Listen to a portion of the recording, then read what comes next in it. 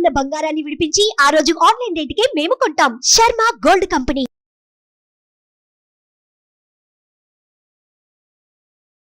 Hi, welcome to our channel. ఈరోజు మనతో పాటు ఉన్నారు జ్యోతిష్య వాస్తు పండితులు, జ్యోతిష్య వాస్తు శిక్షణ నిపుణులు బ్రహ్మశ్రీ నానాజీ పట్నాయక్ గారు. నమస్కారం గురువు గారు.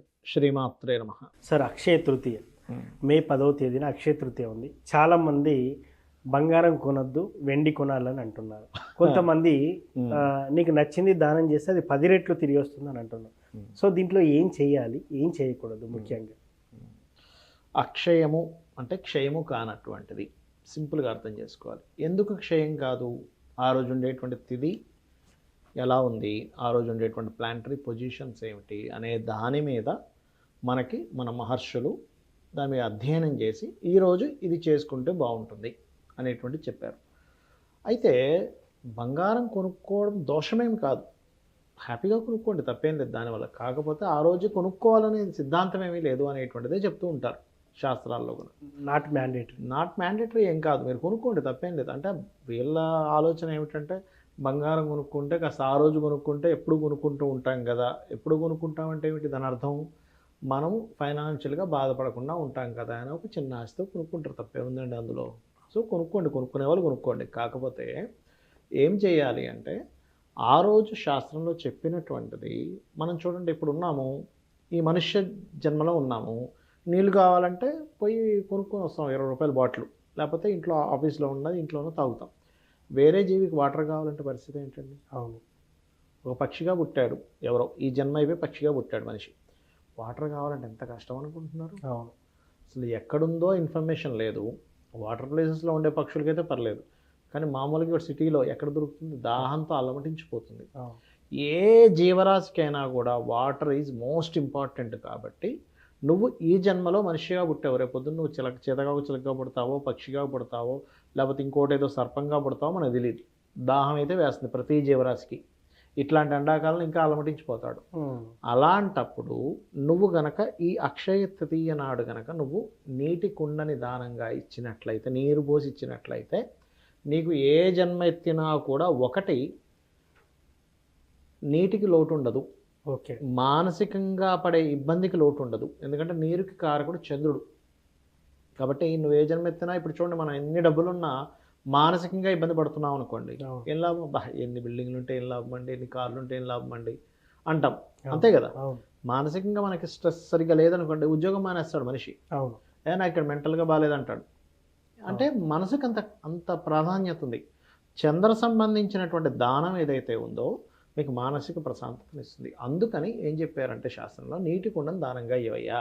ఓకే, ఆ నీటి కుండని ఇంత కుండ తీసుకొని అందులో వాటర్ పోసి దాని మీద ఒక మూత పెట్టి దాని మీద కొన్ని సుగంధ ద్రవ్యాలు అంటారు, యాలకులు, ఇట్లాంటి మనం వంటలో వాడేటువంటి ఆ ద్రవ్యాలు పెట్టి దాంతోపాటు దానంగా ఇవ్వాలి. ఆకు ఒక్క కొంచెం ఏదైనా కొంచెం ద్రవ్యం 101 రూపాయలు వాళ్ళ స్తోమతను బట్టి ఓకే దానంగా ఇవ్వాలి. ఇది యాక్చువల్ ప్రాసెస్.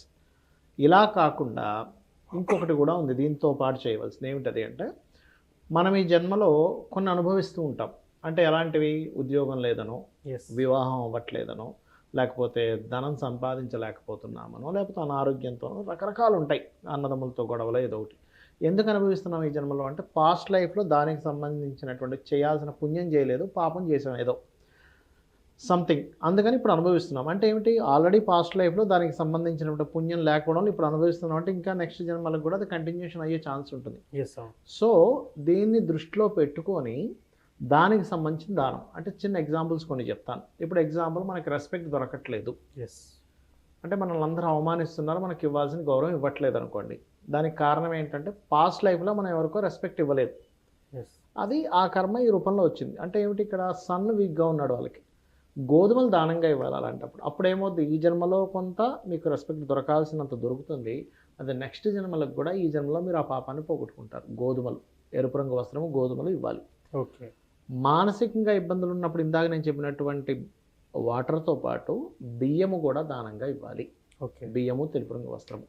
గొడవలు అవుతుంటాయి కొంతమందికి, భార్యతో గొడవ, అన్నదమ్ములతో గొడవ, బంధువర్గంతో గొడవ, ఎప్పుడు ఏదో గొడవ అవుతూనే ఉంటుంది వాళ్ళకి లైఫ్లో. లేదా పడిపోతుంటారు, యాక్సిడెంట్స్ అయి పడిపోతుంటారు, దెబ్బలు తగులుతుంటాయి, రక్తస్రావం జరుగుతుంది, రకరకాలు ఉంటాయి వాళ్ళకి కొంతమందికి. అటువంటి వారికి కుజుడు పాడై ఉంటాడు జన్మజాతకంలో. అలాంటి వారు కందులు దానంగా ఇవ్వాలి అక్షయ తృతీయ నాడు ఈ కుండతో పాటు. ఓకే. మరి కొంతమందికి ఎప్పుడు బిజినెస్లో లాస్ వస్తూ ఉంటుందండి. అవును. అంటే వాళ్ళ జన్మజాతకంలో బుధుడు పాడయ్యాడు, లేదా లాస్ ఒకటే కాకుండా అప్పుల పాలు అవుతూ ఉంటారు, విపరీతమైన అప్పుల పాలు. అలాంటి వాళ్ళ జాతకాల్లో మీరు గమనించండి, ఎవరి జన్మ జాతకంలో అయినా ఎక్కువ అప్పులు అవుతున్నాయంటే బుధుడు పాడైపోయి ఉంటాడు, because of natural 6th lord కాబట్టి.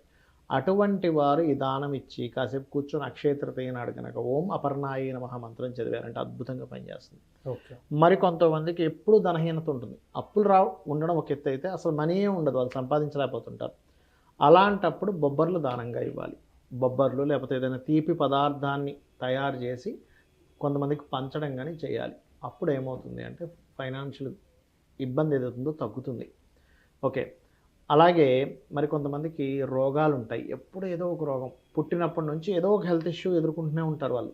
అటువంటి వారు తెల్ల నువ్వులు నీలం రంగు వస్త్రము దానంగా ఇవ్వాలి. మరి కొంతమందికి ఎప్పుడు ఒక ఇమాజినేషన్లో ఒక భయంలో బ్రతుకుతూ ఉంటారు, అంటే ఏ స్టెప్ వేయాలన్న భయం, ఎటువంటి కాన్సిక్వెన్సెస్ ఎదుర్కోవాల్సి వస్తుంది, ఎందుకంటే వాళ్ళ లైఫ్లో అటువంటివి ఎదుర్కొని ఉంటారు ఆల్రెడీ.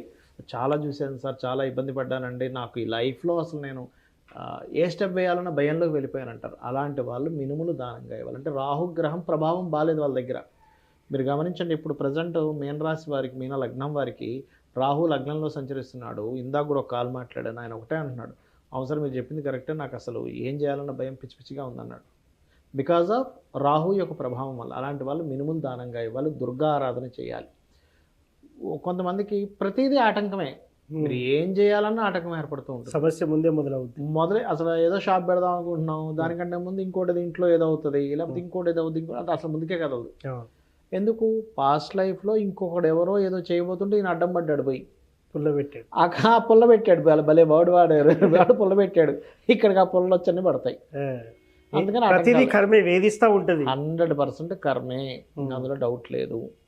సో ఆ కర్మ మీకు తగ్గాలి అంటే ఉలవలు దానంగా ఇవ్వడము, గణపతి ఆరాధన చేయడం, ఇవి ఈ పర్టికులర్ అంశాల్లో ఏ అంశం మీద మీరు ఇబ్బంది పడుతున్నారో చూసుకొని దీనికి సంబంధించినటువంటిది. లేదా ఒక్కోసారి వివాహం అవ్వదు, ఉలవల దానము బొబ్బర్లు దానం ఈ రెండు కలిపి ఇవ్వాలి కొంతమంది. అలాగా మీకున్న సమస్య ఏంటి, దానికి సంబంధించినటువంటి దాన్ని దానంగా ఇవ్వడం, ఈ కుండ దానంగా ఇవ్వడం చేయాలి.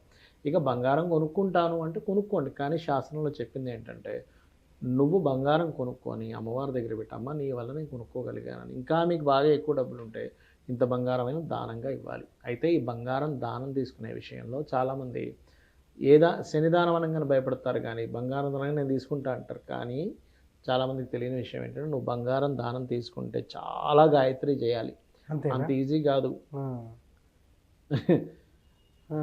అంత ఈజీ కాదు. బంగారం నీవు తీసుకుంటున్నావంటే చాలా గాయత్రి చేయాలి, శనికి చేసేదానికంటే కూడా ఎక్కువ చేయాలి. ఈజీగా ఊరకనే తీసేసుకొని జోలు పెట్టుకుంటా అంటే కుదరదు. ఎందుకు సార్ అలా? అయ్యో ఏమనుకుంటున్నారు మీరు, మీకు ఒక దానం వచ్చిందండి, వచ్చింది మీరు తీసుకున్నారంటే ఆ కర్మ మీరు తీసుకుంటున్నారు, అక్కడ అతనికి గురుబలాన్ని ఇచ్చేస్తున్నారు, మీరు దేవతా అనుగ్రహాన్ని ఇస్తున్నారు, మీరు దానం తీసుకున్నారంటే. మరి దేవతా అనుగ్రహం గురుబలం మీకు మళ్ళీ పెరగాలిగా. అవును. గురువుకు సంబంధించిన మెటీరియల్, గురువు రవికి సంబంధించిన మెటీరియల్, అంటే మీలో ఉండే తేజస్సు బంగారం ద్వారా, అంటే రవి ద్వారానో గురు ద్వారానో వస్తుంది. దేవతానుగ్రహం గురు ద్వారా, తేజస్సు రవి ద్వారా వస్తుంది. అందుకే తేజస్సుగా ఉంటుంది బంగారం, తేజోవంతంగా ఉంటుంది. ఆ దాన్ని మీరు తీసుకున్నారు, ఆయన ఇచ్చేసాడు మీకు దానంగా, మీకు ఆ ఎనర్జీ, అంటే ఆ ఎనర్జీని పొందాడు, మరి మీ మళ్ళీ energy పొందాలిగా.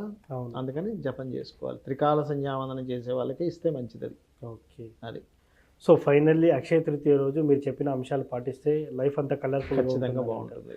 Thank you sir, thank you. శ్రీమాత్రే నమః. చూశారు కదా, అక్షయ తృతీయ రోజు ఏం చేయాలనేది గురువుగారి మాటలో విన్నాం. ఇది వాటి కార్యక్రమం, మరో కార్యక్రమం మళ్ళీ కలుద్దాం. Thank you. సుమన్ టీవీలో మీ పర్సనల్ అండ్ బిజినెస్ ప్రమోషన్స్ కోసం కింది నెంబర్కి కాంటాక్ట్ చేయండి.